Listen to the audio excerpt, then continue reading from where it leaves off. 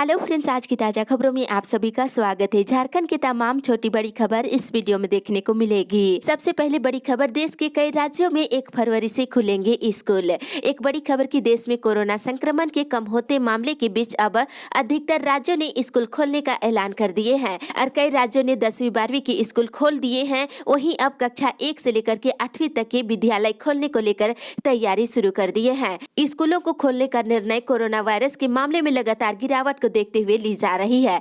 महाराष्ट्र, पंजाब, आंध्र प्रदेश, हरियाणा और गुजरात में 1 फरवरी से स्कूल खोल दिए जाएंगे और वहीं झारखंड में भी स्कूल खोलने को लेकर फरवरी में निर्णय लिया जा सकता है। साथ ही कॉलेजों और विश्वविद्यालयों को 10 मार्च से खोलने को लेकर तैयारी चल रही है। इसी के साथ ही अगली बड़ी खबर, नौकरियों के वादे पूरा करने में जुटी सरकार। एक बड़ी खबर की सब कुछ ठीक ठाक रहा तो जल्द ही झारखंड में युवाओं के लिए नौकरियों की बहार आने वाली है। राज्य सरकार इसके लिए युद्ध स्तर पर तैयारी कर रही है। अगले कुछ महीनों में कई हजार भर्तियों के रास्ते खुलते नजर आ रहे हैं और इसके साथ ही पारा शिक्षकों और अनुबंध के आधार पर विभिन्न विभागों में नौकरियां कर रहे अस्थायी कर्मचारियों को भी नियमित करने के रास्ते खोजे जा रहे हैं। राज्य सरकार के विभिन्न विभागों में लंबे समय से रिक्त पदों को अभियान चलाकर भरा जाएगा। इतना ही नहीं, लंबे समय से अनुबंध पर काम कर रहे कर्मचारियों को भी पक्की नौकरी की सौगात मिलेगी। जानकारी के मुताबिक सरकार ने नियमावली पारा शिक्षकों के लिए बना ली है। अब इसे कैबिनेट में रखा जाएगा। शिक्षा मंत्री जगन्नाथ महतो के स्वास्थ्य खराब होने की वजह से इसमें देरी हो रही है। शिक्षा मंत्री के वापस लौटने के साथ ही पारा शिक्षकों के लिए बहुत बड़ी खुशखबरी मिल सकती है। इसी के साथ ही अगली बड़ी खबर, मौसम विभाग से 2 से 3 दिनों के बाद चढ़ेगा न्यूनतम तापमान। राज्य के मध्य और दक्षिण भागों के कई हिस्सों में शनिवार को भी हल्की बारिश हुई है। राज्य के उत्तर और पश्चिम भागों में कहीं कहीं शीतलहर भी चल रही है। मौसम विभाग से मिली जानकारी के अनुसार अगले 2 से 3 दिनों तक कहीं कहीं हल्के से लेकर मध्यम दर्जे का कोहरा छाए रहेगा। राज्य में अगले 2 से 3 दिनों के दौरान न्यूनतम तापमान में कोई विशेष बदलाव होने की संभावना नहीं है। इसके बाद न्यूनतम तापमान में 3 से 4 डिग्री सेल्सियस की वृद्धि हो सकती है। इसी के साथ ही अगली बड़ी खबर, कर्मचारी संघ ने विधायक को सौंपे मांग पत्र। झारखंड राज्य आजीविका कर्मचारी संघ ने शनिवार को विधायक सुखराम उरांव को 5 सूत्री मांगों के समर्थन में पत्र सौंपे हैं और संघ ने कर्मचारियों को नौकरी की अवधि 60 वर्ष करने की मांग किए हैं और न्यूनतम वेतन 25,000 रुपए करने सहित अन्य मांगे रखे हैं। इसी के साथ ही अगली बड़ी खबर, टाना भगतों को हर साल मिलेंगे 2,000 रुपये। एक बड़ी खबर की सरकारी कर्मचारियों को वर्दी भत्ता की तर्ज पर राज्य सरकार टाना भगतों को भी वर्ष में एक बार वस्त्र के लिए 2,000 रुपये देगी। बनहोरा में शनिवार को मुख्यमंत्री हेमंत सोरेन ने ये घोषणा किए हैं और मुख्यमंत्री ने कहा है कि झारखंड का इतिहास किसी से छिपा नहीं है। हमारे पूर्वजों ने संघर्ष किया है, पीड़ा झेली है। अब जब जिम्मेदारी कंधों में आ गई है तो इसे पूरा करेंगे। मुख्यमंत्री ने कहा है कि लोगों की बात सरकार तक आनी चाहिए। इसी के साथ ही अगली बड़ी खबर, झारखंड कोरोना अपडेट्स। झारखंड पिछले 24 घंटे के दौरान कोरोना के 49 नए मरीज मिले हैं। राहत भरी खबर ये है कि लगातार कोरोना मरीजों की संख्या झारखंड में कम होती जा रही है।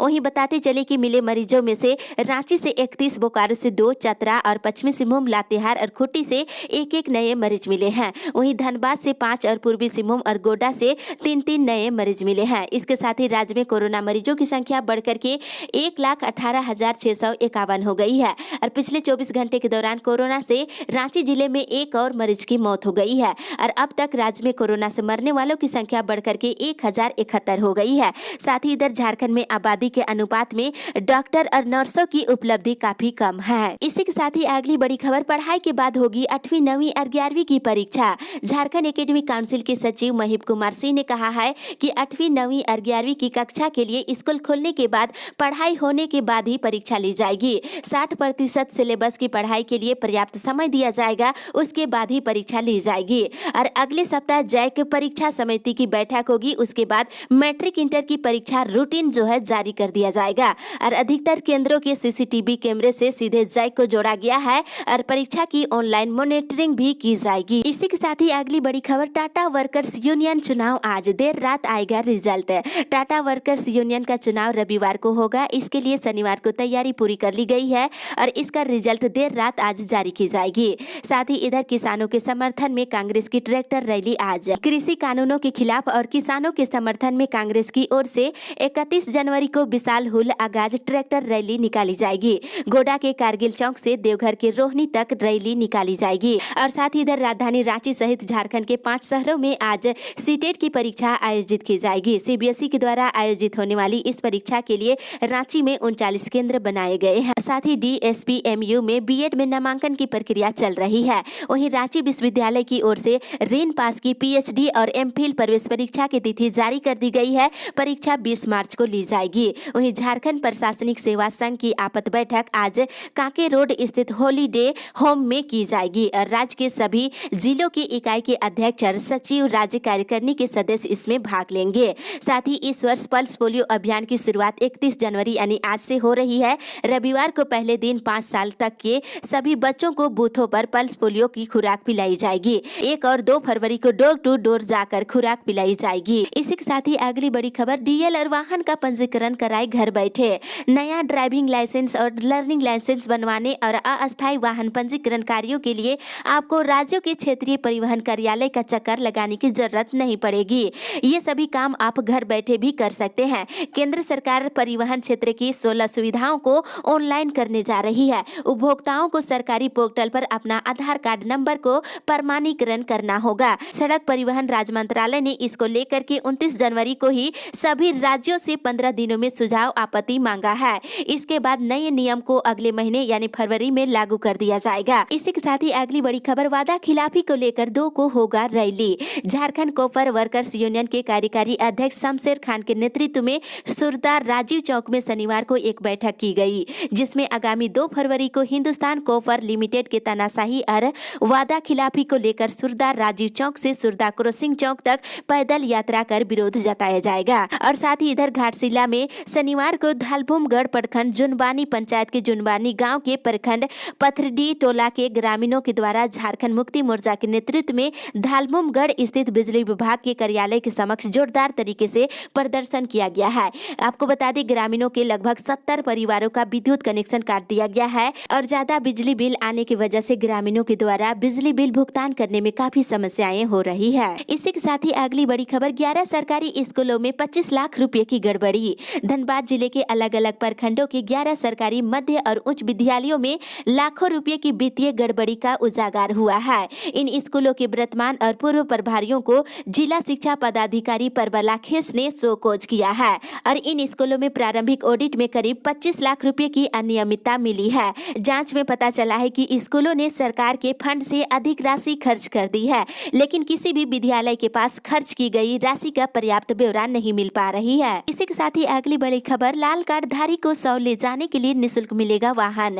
एक राहत भरी खबर की NSMMCS से लाल कार्ड धारी को 100 ले जाने के लिए निःशुल्क 100 वाहन दिया जाएगा। ये निर्णय शनिवार को रेड क्रॉस समिति की कार्यकारिणी की बैठक में ली गई है। साथ ही कोरोना से बचाव के लिए दी जा रही वैक्सीन लेने से डॉक्टर और स्वास्थ्य कर्मचारी बचने लगे हैं। 29 जनवरी तक धनबाद से 54%, वहीं गिरिडीह से 71 और बोकारो जिले में 74% लोगों को कोरोना का टीका लगाया गया है। इसी के साथ ही अगली बड़ी खबर, JSLPS कर्मियों का हड़ताल। सरायकेला खरसावां जिले के JSLPS कर्मी अनिश्चितकालीन हड़ताल पर चले गए हैं और सरायकेला खरसावां कार्यालय के समक्ष अनिश्चितकालीन धरना प्रदर्शन शुरू कर दिए हैं। कर्मियों ने समान काम के बदले समान वेतन देने की मांग सरकार से कर रहे हैं। वहीं नियमितीकरण करने और नजदीकी प्रखंड में पदस्थापित करने की भी मांग शामिल की है। राज्य में हजारों की संख्या में L5 से लेकर के L8 तक के कर्मियों की मांग है कि उन्हें महंगाई भत्ता और वेतन में संशोधित कर वेतन में वृद्धि करने की भी मांग किए हैं। साथ ही अगली बड़ी खबर, हाई स्कूलों में नियुक्त होंगे 2000 शिक्षक।